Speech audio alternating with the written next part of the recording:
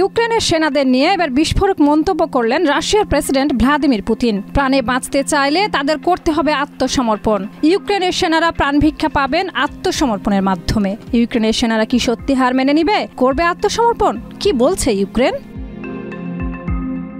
ইউক্রেনীয় সেনাদের প্রতি কোনো নিষ্ঠুরতা প্রদর্শন করানো হবে না। আত্মসমর্পণের মাধ্যমে তারা তাদের প্রাণ বাঁচাতে পারবেন। ইউক্রেনের সেনারা যদি আত্মসমর্পণ করেন তবে তাদের জীবন বাঁচানো হবে, বললেন পুতিন। তিনি আরো বলেন, তার দেশ সবসময় শান্তি প্রতিষ্ঠা এবং মানবিক মূল্যবোধের প্রতি শ্রদ্ধাশীল। ইউক্রেনীয় বাহিনী যদি আত্মসমর্পণ করে তাদের জীবন রক্ষা করা হবে এবং তাদের শাস্তির মুখে পড়তে হবে না। এটি একটি মানবিক আহ্বান যা শান্তিপূর্ণ সমাধানের পথ উন্মুক্ত করবে। এই ঘোষণাটি ইউক্রেন ও রাশিয়ার মধ্যে চলমান সংঘাতের পটভূমিতে এসেছে, যেখানে গত কয়েক বছর ধরে দুই দেশের মধ্যে উত্তেজনা বৃদ্ধি পেয়েছে। পুতিনের এমন বক্তব্য আন্তর্জাতিক পর্যায়ে আরও বিতর্ক সৃষ্টি করতে পারে।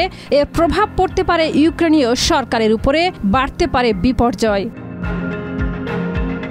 বিশেষজ্ঞরা বলছেন, পুতিনের এই ঘোষণা এক ধরনের চাপ সৃষ্টি করার কৌশল হতে পারে, যার লক্ষ্য ইউক্রেনীয় সেনাদের মনোবল ভেঙে দেওয়া এবং দ্রুত আত্মসমর্পণের জন্য উদ্বুদ্ধ করা।